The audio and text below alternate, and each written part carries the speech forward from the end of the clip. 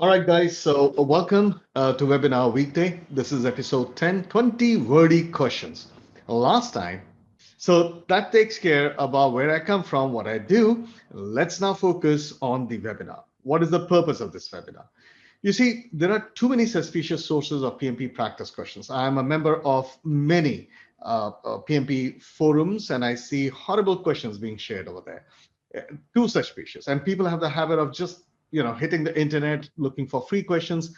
They make a mess of it. So even if questions are good, explanations are missing, and that defeats the whole purpose, right? Because I don't want people to get the right answers by chance. You should have you should achieve the right answers by choice, guidance to show how to answer the questions, and that is the whole purpose of this webinar, and help you practice some PMP questions right in my presence. It's better that you go wrong in front of me rather than behind me, and ensuring that you get as much quality and curated questions for practice and explanations as possible. That is why I'm having a series of these free webinars where I can give you really classy and good quality questions, and that's what I'm doing. All right, this is going to continue all the way till mid-December so that more and more people can benefit from it and pass the exam. That's my attempt. All right, so what is the scope of this webinar? Well, it's your learning journey, and most of it is about wordy questions. Now, before I get started, guys, this is what's going to happen. Every single slide will actually have one full question. So what I would request you to do is, if you look up, if you slide up to your screen, you will find there's a place called Q&A. When you find this Q&A, whenever I show you a question, all you have to do is write the answer, A, B, C, or D. You don't even have to write that your answer is for question number so and so. You don't have to, because it is going to be in context, because one slide will only show one question. So just write A, B, C, and D and try to answer faster. Because the worst that's going to happen is you're going to get it wrong. And it's better that you get it wrong in front of me. Now, in case some of you guys may be worried that, you know what, when I write an answer, it'll be visible to others. No. In Q&A, in webinar, nobody can see your answers. All right. So only I can see it. So don't worry, just let it loose and answer. All right. Now these questions are going to be partly tough. Some of them going to be quite tough. Some of them. So I'm trying to replicate the PMP mix and match. All right. So let's get started. Question number one. Have a look. And I'm going to read it out for those people. And let me also change the pointer option to laser pointer, because some of you might have joined on a smaller screen or cell phone. Let me read it for you. Alberto is the project manager of a software implementation project. His company has made an organization-wide decision to move to new accounting and human resource software package. He has read that some projects to implement the same package have resulted in the loss of personal data when they try to import it into the new system. He backs up the data so that it could be restored in the event of such a problem, but also buys insurance to cover the cost of keying in the data manually if the implementation doesn't work. Which response strategies are Alberto using? A, mitigation and accepting. B, mitigation and avoiding. C, mitigation and transferring. And D, mitigating and sharing. And I see some questions are coming up. All right, so far so good. Not bad, not bad, not bad, not bad. This is good, fantastic. So it's almost like 100% correct. And what if you got it wrong? No problem, don't worry about it. It is mitigating and transferring. On the one hand, we are trying to reduce. So mitigation basically means we are trying to reduce. And since we are outsourcing this work of insurance, right, at least we'll get enough money from the insurance if things go wrong so that we can hire the people to key it information. So we've outsourced a portion, and that is called transferring. So insurance and many other ways of transfer, right? Those are transfer, right? So not bad, not bad. Let me move on to question number two. The project you're managing has had many customer requested requirements change.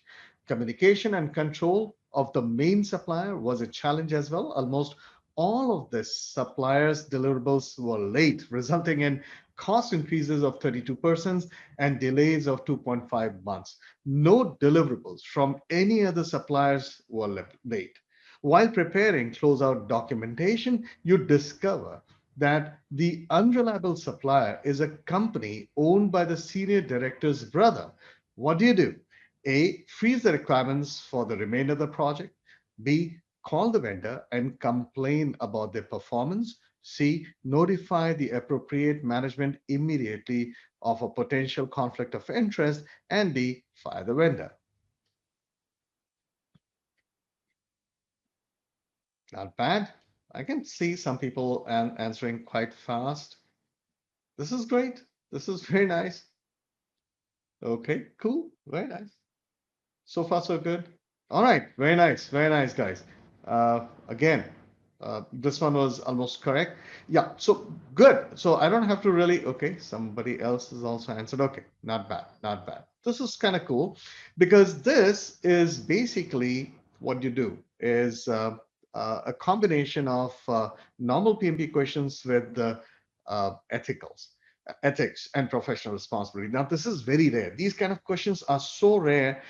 In a way, it is good because ethics for one particular culture may be different from others. So PMI has decided not to continue with this because it becomes hypothetical, what I call almost like hypocritical. So they've stopped doing it, but it's still, you still find it, right? And this is called the conflict of interest. Now, before we continue, I just thought since you guys are here, and it's an attempt for me to make your chances even stronger with PMP, is to let you know that the appropriate definition of conflict of interest is when you place your interest, or any officer or the company places their interest over and above that of the organization, even at the cost of the organization. That's called a conflict of interest, and it's actually illegal thing. Some people may even go to jail for that. All right, so now let's move on to question number 3. The installation project has CPI of 1.03 and an SPI of 1.0. There are 14 team members, and each team member had input into the final project management plan. The customer has accepted the 3 deliverables completed so far without complaint, and the responsibility assignment matrix has not changed since the project began. The project is being completed in a matrix environment, and there are no contracts needed for the project. Though the sponsor is happy with the status of the project, one of the team members is always complaining about how much time this project work is taking. Which of the following would be the best thing for the project manager to do? A, review the reward system for the project. B, try to improve schedule performance for the project. C, meet with the customer to try and extend the schedule. And D, gain formal acceptance in writing from the customer. And let's have a look. Okay, so we are getting different alphabets over here. Not bad.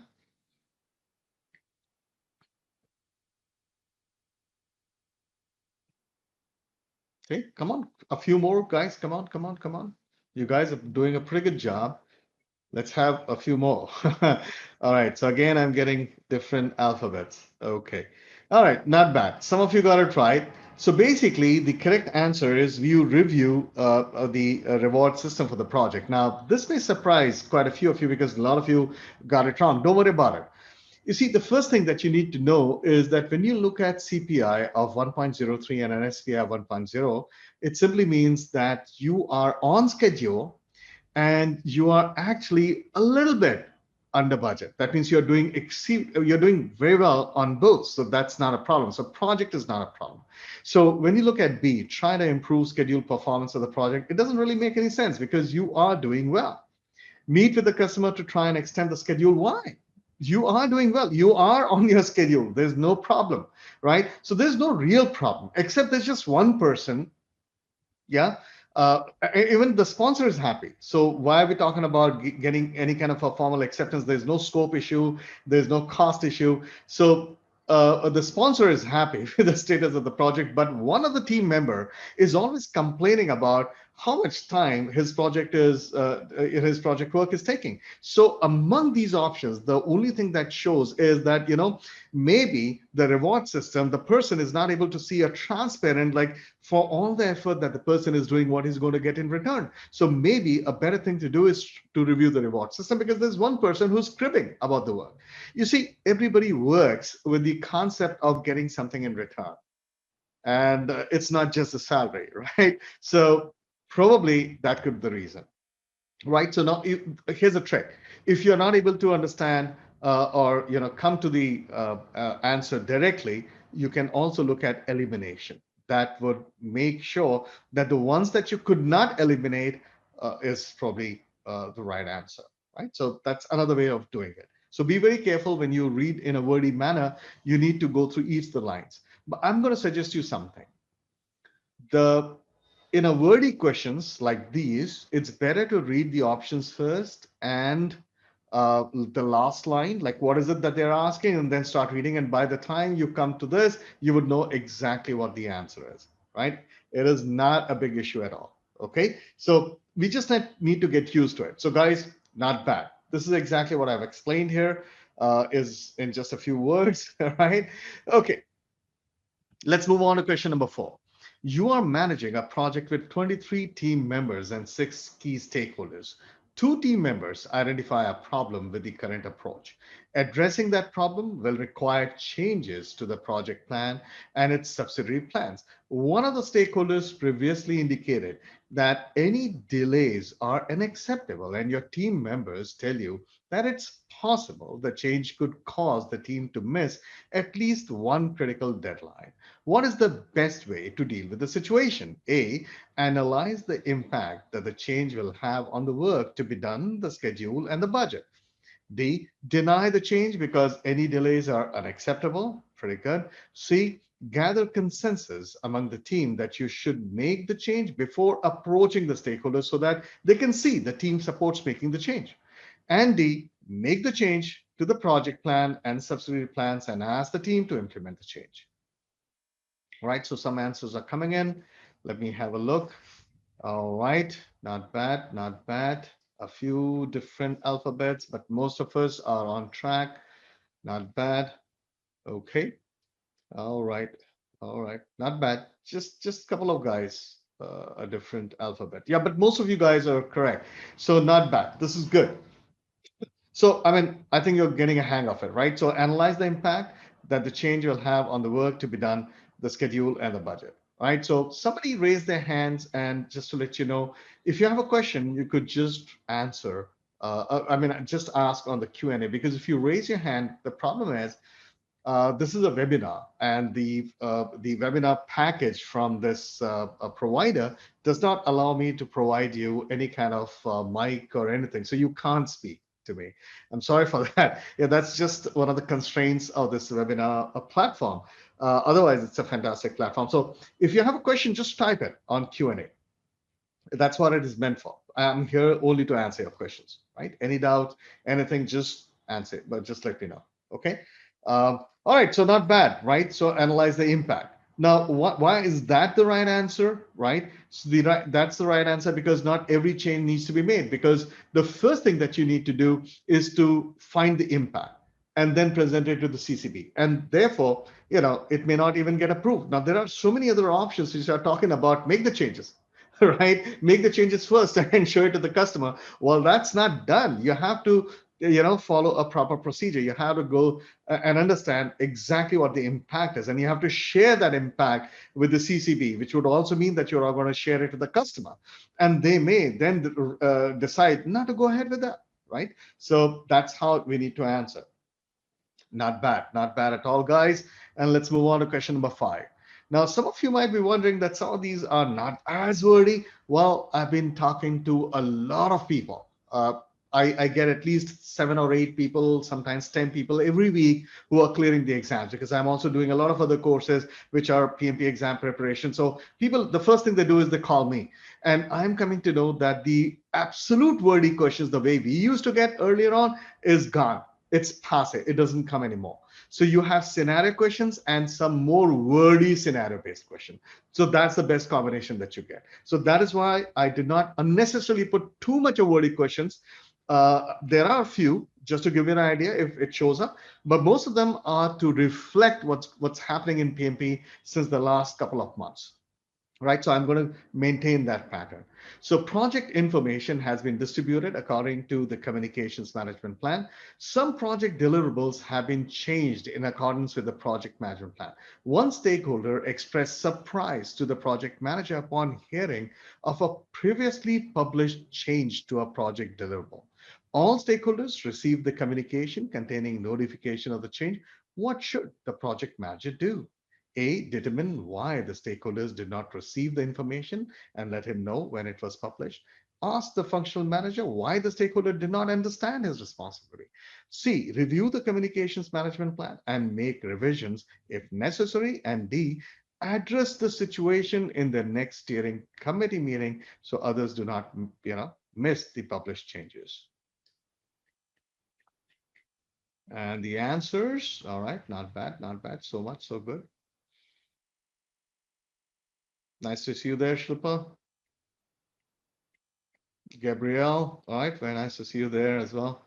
Not bad. All right, Momin Khan, as usual, is on fire. That's kind of cool. All right, pretty good, right? So it is review the communication management plan and make revisions if necessary. And I'm pretty sure that most of you get it right? So this is cool, right? Not bad, Wendy. Very nice done. Very nicely done. So choice A cannot be correct because the question states that all stakeholders received the information. Choice B and D do not address the root cause, and therefore the best answer is to review the communication management plan, right? Not bad, guys. Let's move on to question number 6. You have recently started working as a project manager for a public school construction project.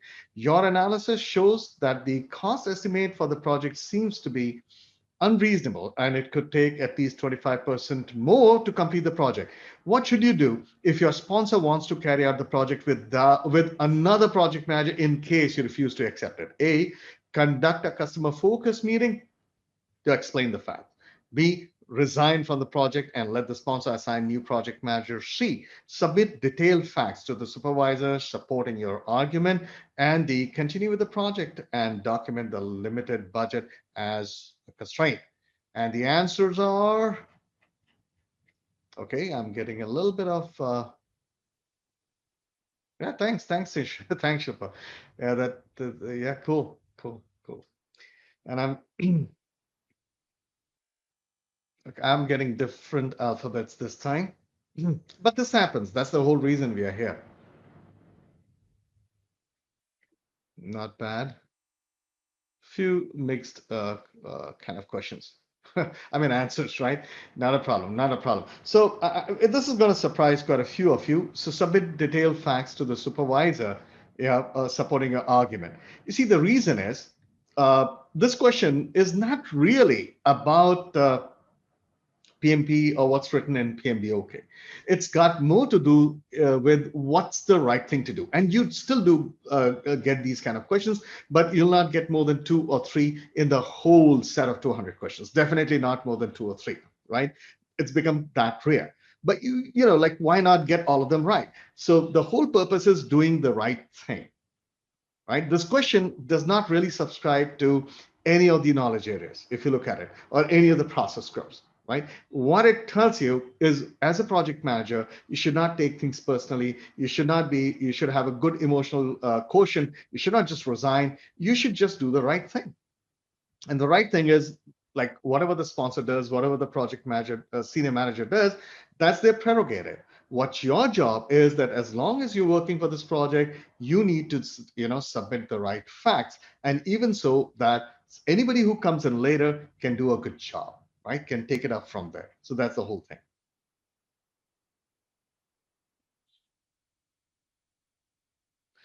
Yeah, Momin had a very nice question that if it were as per the PMP, what would have been the correct answer? The point, that is what I was trying to tell you. The PMP does not, the PMP also talks about professional responsibility and ethics. So this is what it applies to. But if you look at this question, you cannot really place anything about whether it's talking about project charter, is it talking about planning, was it really talking about? So there's no PMP stuff here. There is no PMBOK or ITO or any specific process. So this is the kind of a question which is from the ethics point of view, doing the right kind of a thing, taking the higher ground. So there is no PMBOK here, right? So at the moment, I hope I've been able to answer that question. But there are very few such questions, extremely few questions, right? They still tend to show up for some reason. Right? Maybe there's an old guy like me still there, writing these kind of questions, right? Some oldies probably there. Anyway, let's continue. Imagine a course that can cut down your PMP preparation time from weeks to just 16 hours. Yes, you heard me right. This is PMP Dash, the PMP Examination Readiness Course, the 16-hour wonder. This PMP Dash, please understand, is not a 35 contact hours training. This is going to assume that you've already got the 35 contact hours training. You've already applied for the exams and that now you're struggling to find time to study. Well, PMP Dash comes in handy just there. All right, so what is PMP Dash? PMP Dash is PMP Exams Readiness Course. It is going to make you ace PMP exam in just 16 hours of preparation. The most important definitions, concepts that regularly show up on PMP exams, the most important ethos on which the scenario questions are based, most important tips and tricks which are really relevant for your PMP exams, and it is also going to contain 200 PMP guided questions. All of this would be discussed in just 16 hours of PMP Dash, by the end of which you will not only be ready for PMP exams, you will ace it. There are so many people who have already cleared it and they are going gaga about PMP Dash. Not only that, PMP Dash will also give you access to Ninja Notes audios and exam simulator. I need you to practice just for a couple of days and listen to those wonderful PM Ninja audios and give the exams. The best time for you to attend PMP Dash is just days before your PMP exams. We have a huge schedule, at least 5 to 6 sessions in November as well as December. I'm going to make sure that more and more people pass PMP exams. They should not have any stress, any kind of a doubt about PMP. Join this session. Just go on to my site, which is pm-pulse.com/workshops.aspx, and go through the entire schedule for PMP Dash. I really look forward to seeing you at PMP Dash in one of the sessions. This is your best bet for acing PMP exams before December end 2020. See you there. You are the project, question number 7. You are the project manager of a software project.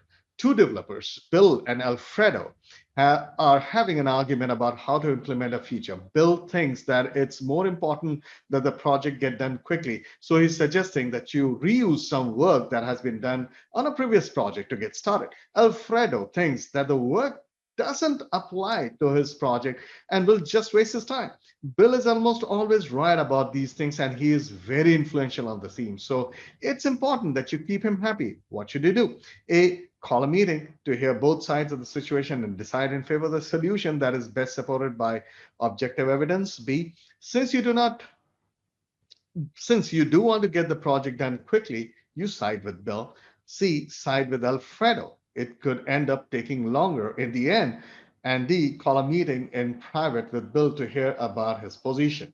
And the answer is so far only one person. How's that? Okay. All right.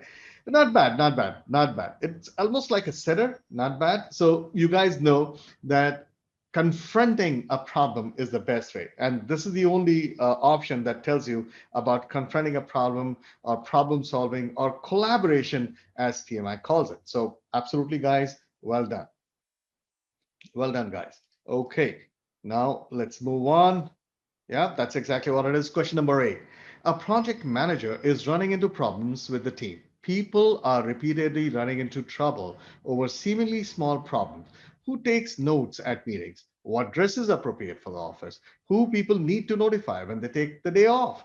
The problem started out small, but as more people run into more problems, the situation is repeatedly escalating. This situation is more likely to cause by a lack of A, sensitivity training, B, common courtesy, A, reward system, and D, ground rules.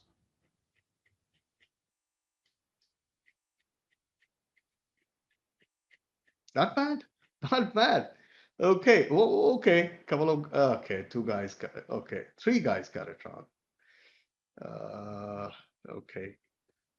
Yeah, actually, it's not a sensitivity training at all. See, sensitivity is more to do with racism, like when people display any kind of a racist behavior, when they don't understand any other's culture, when there is something to do with sexism. That means you belong to a particular sex, and then trying to look down on somebody else or create stereotypes about it, right? So those kind of things, like those kind of fox spells, are actually called, those things would require sensitivity training.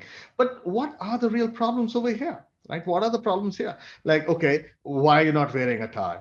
Why are you doing this? Why are you taking a day off, right? Who should you have notified to do this? This is not the right way to write an email. That means people are talking about things which should have been discussed earlier on. And therefore, there is an output, there is something that we use during resource management that is called ground rules. And those ground rules actually take these kind of things into account, that how's the team going to behave? What are the things they have to do, right? And, these kind of daily things, if they have a conflict, how is it going to get resolved? So those things should have been done in ground rules. But if these kind of things are kind of getting escalated, it simply means that ground rules are missing. Now, common courtesy cannot be the answer, because here we are talking about dress code. Now, different courtesy, different common courtesy, or different cultures would have different dress codes. Definitely, it has nothing to do with the reward system. So you could even kind of ball a few things out, right? Yes, team charter also has something known as ground rules, right? So somebody actually wrote that. Are you talking about team charter? Yes, you're absolutely right. So we are talking about team charter, and one of the techniques in team charter, one of the things that is used in team charters is ground rules. So it's very, very important. Ground rules actually shows up several times in exams, right? So very well done, guys. Pretty good. But things go wrong. Don't worry about it. That's what I'm here for. And it's better that you make a mistake in front of me rather than behind me.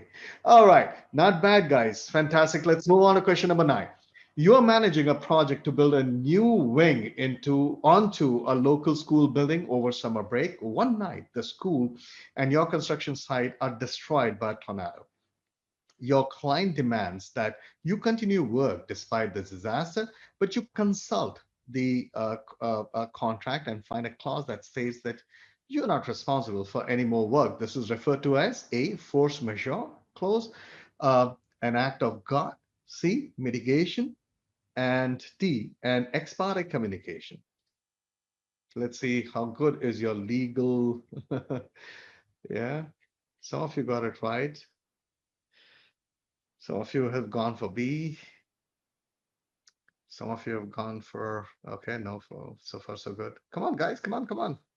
Let it, let it rip. Okay. Yeah, not bad, not bad. So most of you have got it right. It is called force majeure. And three or four of you actually wrote, yeah, I'll explain. I'll explain. Some of you have actually written act of God. Now, I'm so sorry. I'm not laughing. It's just a very mild, close, dry cough. So, you need to know something about act of God. And I'm sorry, I'm going to take a little bit of time for you to understand, because I have a habit of also explaining people in such a manner that you can be practically relevant also. Project management is my passion, after all. Act of God is not continued anymore. You can't use that in contracts anymore, because the most of the courts will throw it out. Some of the Middle Eastern courts and systems, they will allow it, but I'll talk about D also. But let me finish with A and B. Some of the Middle Eastern courts, which actually follow Sharia courts, they take that as an act of God. It may work over there, but in most of the places, we don't use the word called act of God, and there's a reason for it. There was a person in UK, not US, in UK, where one of the insurance companies who actually insured his fishing boat, tried to hide behind this act of God clause and not pay. So the whole idea of, because he lost his boat in a some kind of a tornado or some kind of a cyclone, and then he went. I'm sketchy with the details, but it was a real case, and he went to the court, and he said, I'm going to sue God, because if the contract says that there is God and that everybody is saying that there is God, so I'm going to sue God. So because if you legally expect the God to exist, then I can even sue God. So you guys have to find a way that the God pays me money. And they could not throw it out. So later on, after a lot of deliberation, they got the insurance company to pay, and they realized that this was a big disaster. So they instead started using another term called the force majeure. That means any unexplained cause, force majeure. That's a French term, right? Now, let me talk to you about ex parte communication. Ex parte communication means you take a decision without somebody's presence. That's called ex parte. So sometimes when you go to the court, when you go to this thing, you need to have both parties of the agreement to be there to take a decision.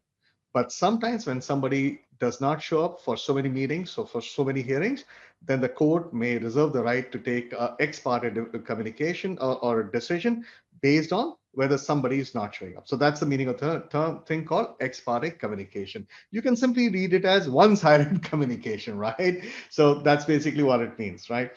Yeah, that's so much for the law. So not bad, guys. And I like the kind of questions that you're asking. Now you know. All right. So let's move on to question number 10.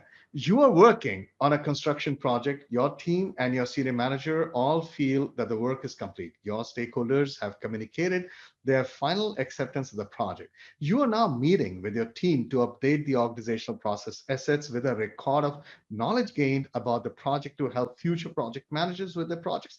This is best described as A, lessons learned, B, project records, C, project management information system or PMIS, or D, work performance information. And this is a sitter. All right, this is a sitter. As I told you, the moment the question goes, a little more than a paragraph, it becomes a sitter, right? In most cases, right? So, yeah, not bad, not bad. Yeah. So the answer is lessons learned, and I don't think I'm even going to explain that, right? It's the definition of lessons learned. All right. So let's move on to question number 11. The manager in charge of your company's IT change control board is very difficult to deal with. He frequently denies change requests for petty reasons. You have a software patch change request pending. That is a critical path item on your project. If the change is not approved at the upcoming change control meeting, there'll be a 2-week delay in your project until the next change control meeting. How do you handle this? A, ask one of the system engineers to install the patch during the next maintenance window.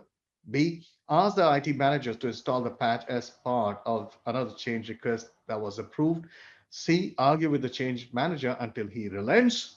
And D, present the change request per company process. If it is denied, escalate the issue to the management for assistance and submit an emergency change request. So let's have a look at the options that you have.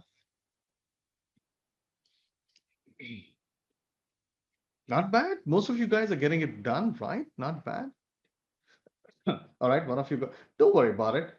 Some of you may always get it wrong, but that's the whole point to be here, right? All right, so not bad, guys. It is present to change request because the whole point is that you don't violate the principle of change request. Even if somebody is creating an issue, you can always escalate it.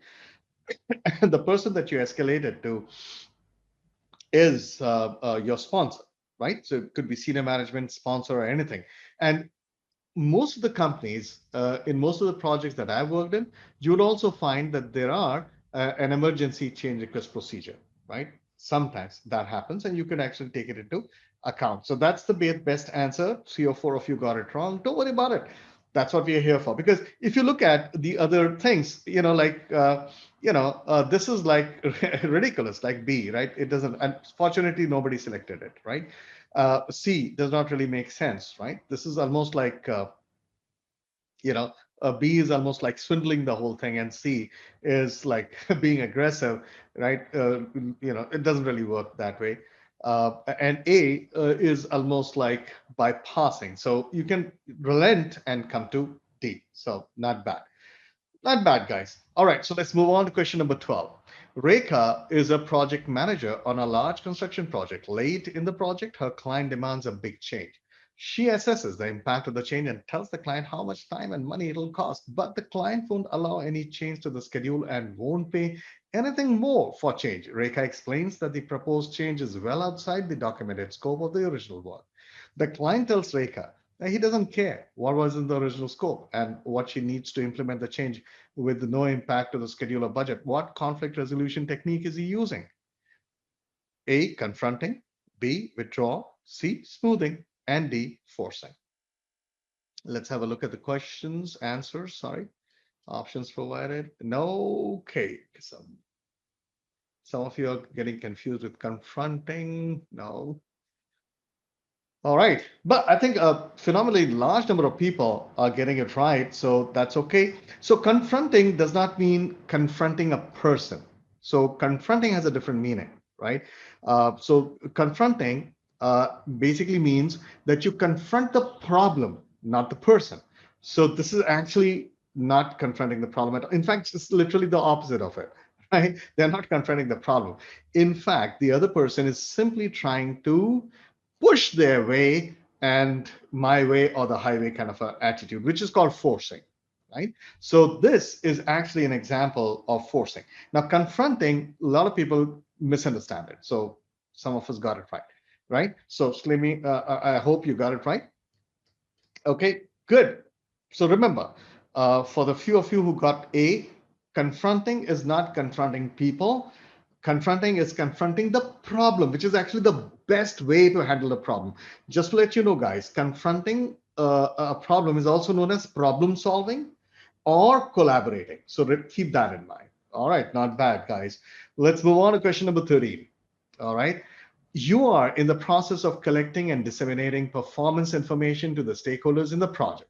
You want to predict the future performance of the project based on the correct information. This performance information includes status reports, current status of risk, and summary of changes approved in the project. Which of the following methods help you in predicting the future performance of the project? A, forecasts, B, a Pareto chart, C, a run chart, and D, a work breakdown structure. And the answers are rolling in. Sorry, guys. Shrikant, could you just let me know that if you're able to hear my cough, actually, because I implemented a very interesting noise cancellation surrounding, which should prevent, but can you hear it? Shrikant, if you can just let me know if you can hear my coughing at all, because I just coughed. Okay, sometimes it is audible, sometimes it is not. Okay, thank you. Thanks a lot, Shrikant. Okay, thanks. You're kind. Yeah, thanks. All right, so a lot of you got it right, and it is forecast, right?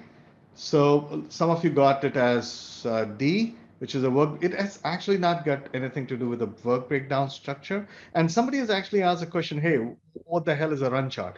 A run chart, just to let you know, is also called a trend chart. When you just take a graph and just plot your data, just plot it. So it shows you a trend. That's called a run chart. But if you put those on the same run chart, if you put those control, what I call upper control limits and the lower control limits and the upper specification limit and lower specification limit, it suddenly becomes a control chart. So a run chart is just a graph with data points, right? And it's also called a trend chart. I hope that explains it. But it's a good thing that you're asking this question because it gives me a chance to explain it. Now, let me go through this question again for those guys who actually went for breakdown and something else. You are in the process of collecting and disseminating performance information to the stakeholders in the project. Now, the very first thing that you're disseminating performance, basically, you're talking about the health of the project, right? So that's one of the reasons. I mean, the whole work breakdown structure goes out of the window. You want to predict the future performance of the project based on the current information. And that is the textbook definition of forecast, right? So that's the reason why it's not work breakdown structure, it is forecast, right? Cool, not bad. All right, so let's move on to question number 13. The explanation explains the same thing. I just did a little more explanation. All right, let's move on to question number 14. You're managing an industrial design project for an important client. Two of your team members have a disagreement on project priorities. One person wants to do certain activities first, while the other feels that they should be left until the end of the project. You worked with both people to forge a compromise where those activities are neither first nor last, but instead done in the middle of the project. Nobody is particularly unhappy with the solution. Another name for a compromise is a win-win solution, B, win-lose solution, C, lose-lose solution, and D, standoff solution. All right. And the answer is, some people have raised their hand. Let me check. Okay, I have to look at the participant. Uh, Wendy and somebody has raised. Hey guys, you just have to ask a question on the what I mean this thing, the Q&A, right? So, oh, no problem. Okay. Okay. Hey, no, no, not a problem. That happens. So what's the answer, guys? I've just got few answers so far.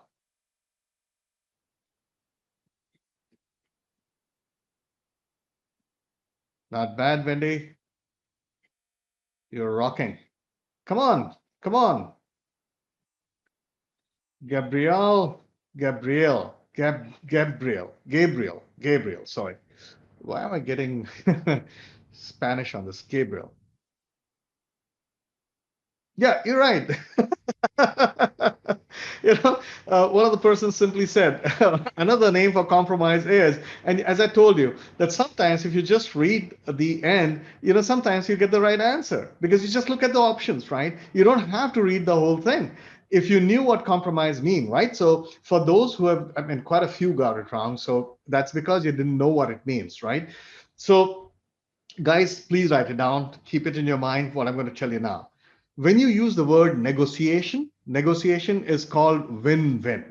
Negotiation is also called win-win solution because both of the parties get a feeling that they have something in it for them, right? But then if you bargain, that means I win, you lose. So that is called win-lose. So bargaining is win-lose. But when you talk about compromise, it simply means that both of the parties are giving up part of their stand so that they can agree on something, and that is called lose-lose. So the correct answer for compromise is lose-lose, right? So guys, right? So that's it. That's the meaning of the term lose-lose. So now you know the history behind it. All right. If you're the kind of a person who loves videos to gain knowledge on PMP, well, look no further. This is the site for you. All you have to do is type pmvideo.pm-pulse.com and you will find on this platform 29 video packages all about PMP.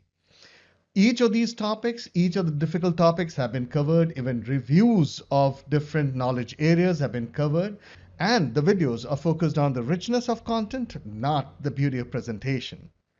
And guess what? There is a video package with 200 guided questions also provided. And after some time, I'll probably add another one. So there'll be two sets of 200 guided questions. And the content is simply mastery level. Well, don't take my words for it. Let's have a look inside. Yeah. So, well, the status could be, well, you know what, we are behind schedule and we are already 1 hour late. We can even say 50% completed and we are already late by 1 hour, right? So how do we talk about it? Well, status right now in this project shows 50% project complete and delayed by 1 hour. What is now? now is 3 weeks because we are here. We are at this point, right? This is where we are taking the status, progress, and forecast report. So this is the point, which is now, which is 3 weeks. So if we kind of reverse engineer this particular definition of planned cost for planned work that should have been done by now, and we know now is 3 weeks, and we go backwards, basically what it means that as per plan. All right, pretty good. So not bad, not bad. So basically, what does it mean? It basically means if you look at EV, what's the formula for EV? What's the definition for EV? Planned cost for actual work done. So we have a total planned cost, which is BAC, and the actual work done is 13%. Therefore, if I have to find the planned cost for actual work done, I just have to take 13% of this. It's as simple as that. And therefore, the answer is this. Remember that when it comes to PM videos, all you have to do is type pmvideo.pm-pulse.com on the browser and access all these packages. Not bad. Now let's move on to question number 15. Work on a project is ongoing when the project manager overhears two workers arguing over what a set of instructions mean. The project manager investigates and discovers that the instructions for the construction of the concrete footings currently being poured were poorly translated between the different languages in use on the project. Which of the following is the best thing for the project manager to do first? A, get the instructions translated by a more experienced linguist to overcome the translation issues. B, look for quality impacts of the poor translation of the instructions for the footing. Sorry, there's a typo here. It's the. And C, bring the issue to the attention of the team and ask them to look for other translation problems. And D, inform the sponsor of the problem in the next project report. And the answers are rolling in.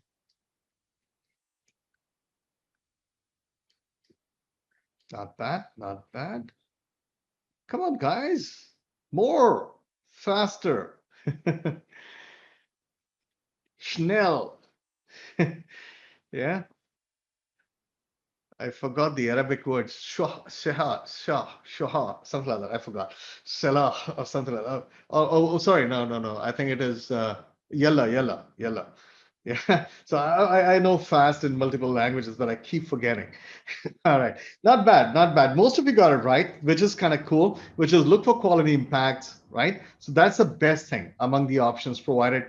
Because you see, if you look at the question options, they're not entirely wrong. All of them are kind of correct.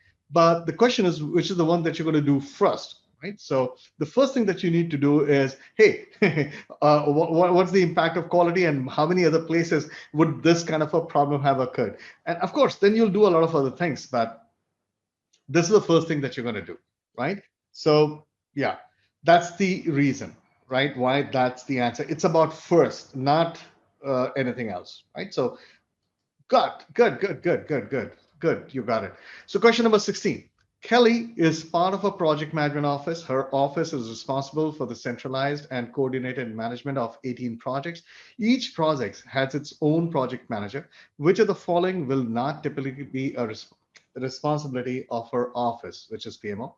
A, coaching, mentoring, training, and oversight. D, development of a detailed description of each project and the product it produces. C, managing shared resources across all projects administered by the PMO. And D, developing and managing project policies. The answer is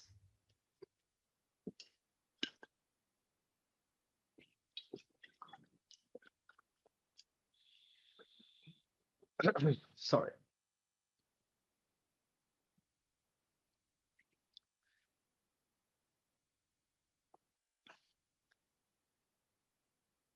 Shilpa, your answer is correct, but your explanation is slightly wrong. So I'm going to also explain to you because we have to get the right answer with the right reasoning, right? So I'll just take a time. Some of us are getting it wrong. Yeah. So yeah, this is one of the kind of questions where a lot of people get things wrong. So not a problem, guys. Yeah, a lot of people get it wrong. Not a problem. See, first of all, let me explain to you what the right answer is. That is B. So a lot of you got it right, but let me tell you why this is the right answer. See, you see, detailed description of each project, which is like creating a project chart, or I mean, talking about the details of the project. It is usually the details of either the project manager, but it's very rarely the part of a project manager because we're talking about detailed description. That is going to come as SOW. So that is probably going to come from somewhere else, like your customers or something. So that's not the point. The point is that the PMO only has three possible kinds of roles for a project vis-a-vis projects or programs. And that is the project, they have one of them is the coaching, mentoring, training, which is called the support role. That is the default role. So that is an answer. So this is there, right? So we're asking for which is not done by a PMO. So this is done, A is done. So that's not the right answer. If you look at C, managing shared resources, well, that's one of the things that they do, right? That is part of they become custodians for all historical data. They actually share templates. They actually talk about standardization, and then they develop managing project policies. So all of these things are done. That's the role of a PMO, right? But one thing they don't do is that they write SOWs or talk about each of the details of the project. That's the headache of other people from whom the project manager obtains. So for example, you have a program manager who's actually appointing projects, then that's the headache of the program manager, right? So Shilpa, I hope you got that. Your answer was 100% correct, but I just wanted to make sure. So others who got it wrong entirely, I hope you got it, right? So, okay, not bad. Okay, cool, cool, cool. Yeah, that's what I do. That's the only job I have, right? Okay. Yeah, I'm saying that because my wife is not here. Because if I say that's the only job I have, well, my wife will say, no, no, no, there are a lot of other things. And your job is to obey what I say. Well, that's because she's not here. All right. All right. Question number 17.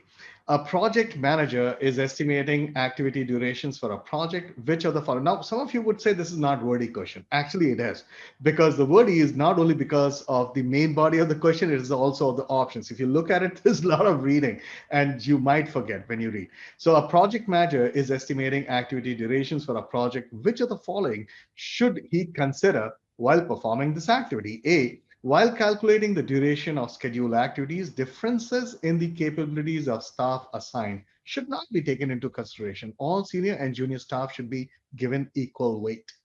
B, while calculating the duration of scheduled activities, differences in the capabilities of staff assigned should be taken into consideration. Hence, a senior staff member will generally be expected to finish an activity in 80% of the time that a junior member would probably take. See, while calculating the duration of scheduled activities, differences in the capabilities of staff assigned should be taken into consideration. Hence, a senior staff member will generally be expected to finish an activity in less time than a junior member.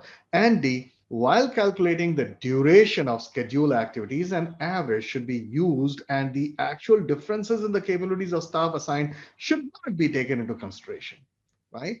Now, let's have a look at your answers.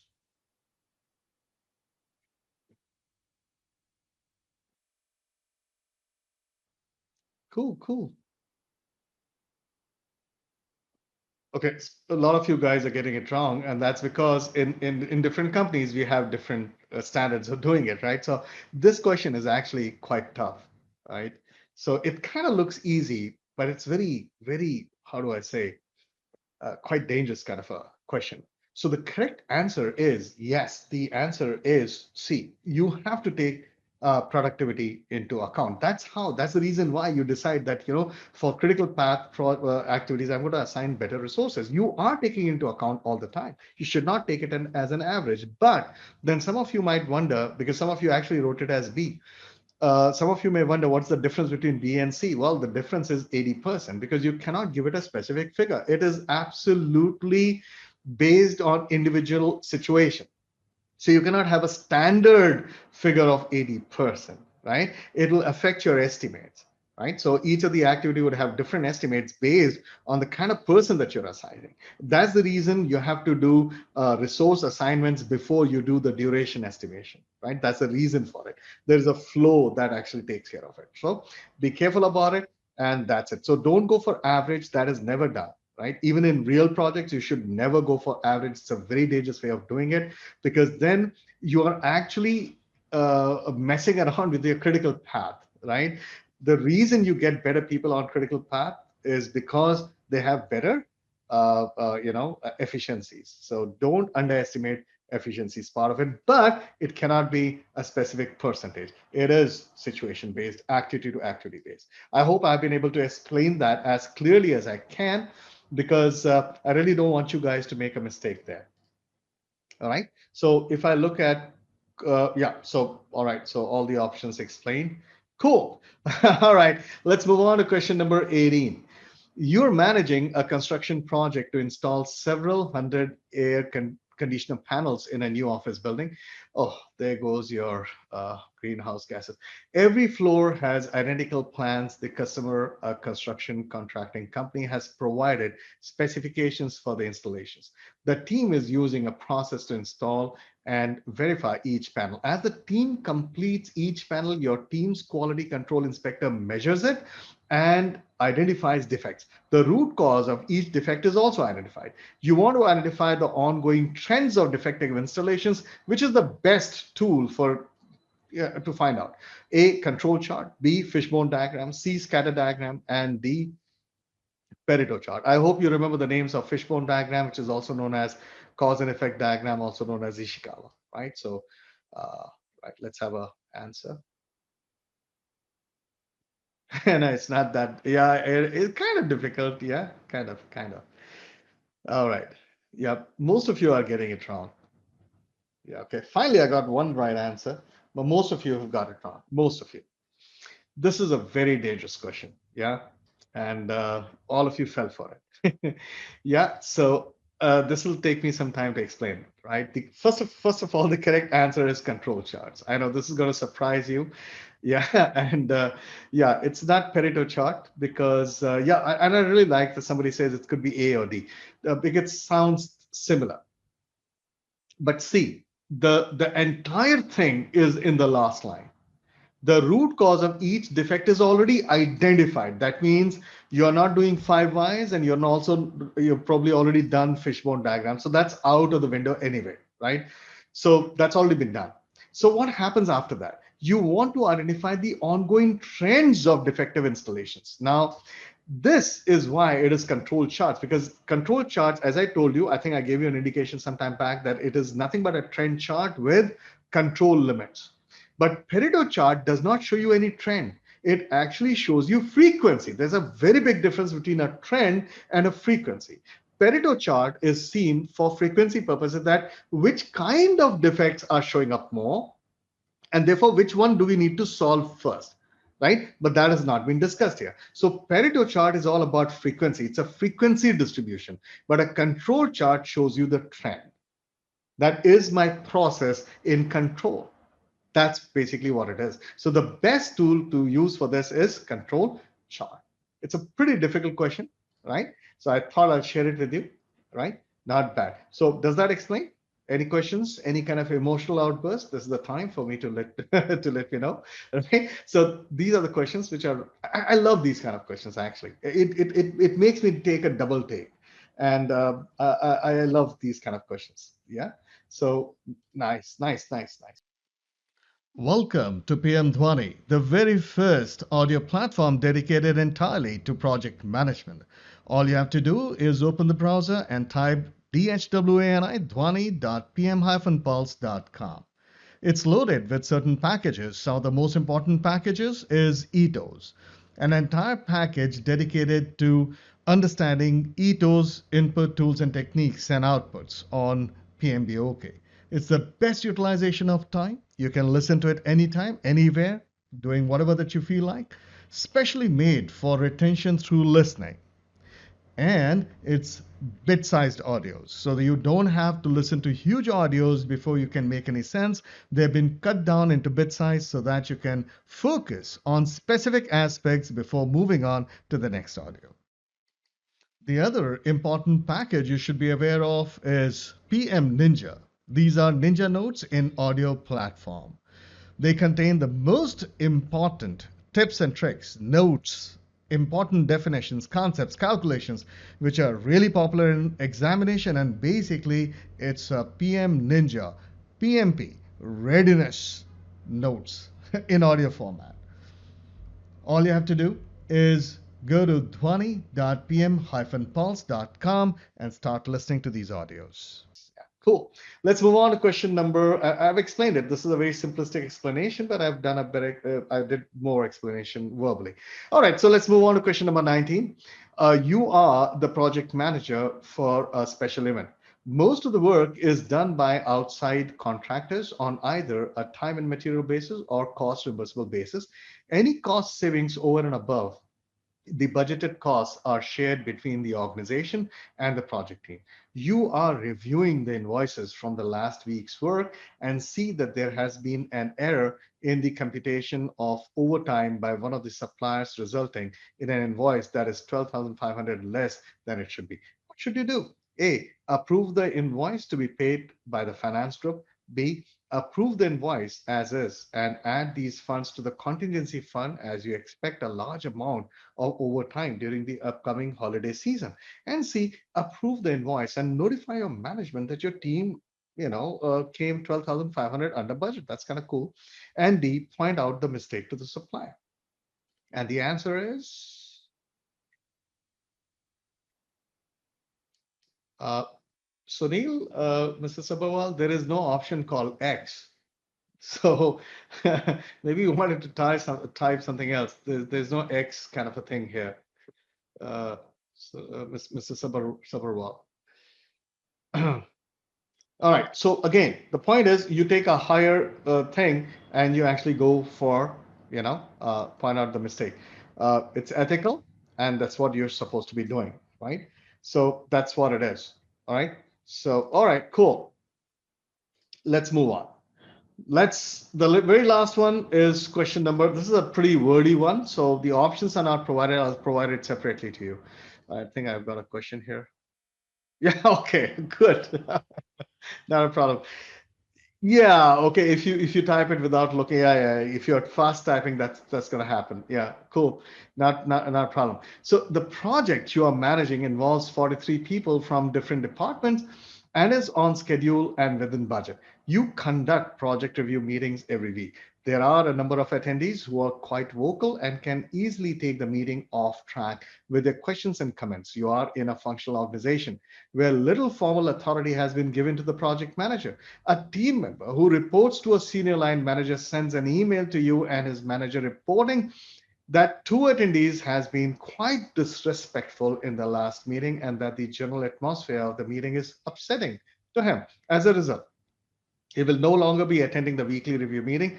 However, other project resources have made complaints of their own about that person's shyness and seemingly inability to get along with the people. What should you do? And the options are A, ask for replacement resource. B, establish meeting ground rules. C, do nothing. D, talk to the employees directly and try to understand the reason for the withdrawal. And the options that I have and these answers that I'm getting is okay, different alphabets. Okay, okay, all right. Yeah, D could be the answer. Talk to the employee directly and try to understand the reason for his withdrawal. But if you do that, what is also happening is that you're not taking into account the problems the others face. Okay, so the right answer is establish meeting ground rules because it's affecting a lot of people. You see, other people have also made complaints about that same person, and that person is making comments about other people. So maybe one of the things that we could do is, hey, listen, we should not be speaking over each other. I think we should stick to the agenda. I think we should be doing certain things. We cannot be disrespectful. We have to use parliamentary language. So those are part of ground rules. But D looks plausible. D is a trap. So a lot of people fell for the trap. PMP questions will also give you a lot of traps. This is a trap, right? So it looks plausible, but it's not because if you look at it, it is only taking care of one person, right? and it's not taking care of the other cases. So where we have a situation where other people are also complaining, and this guy is also quite upset. All right. So that's the reason why you probably have to go for meeting rules. All right, guys. This brings us to the end of the 20 questions. Guys, have a nice day. I'm gonna there's another session coming up on 29th, I think, right? So if you guys like that particular topic, go ahead. We'll meet up again. All right. So I'm ending the session now. And once again, thank you, everyone.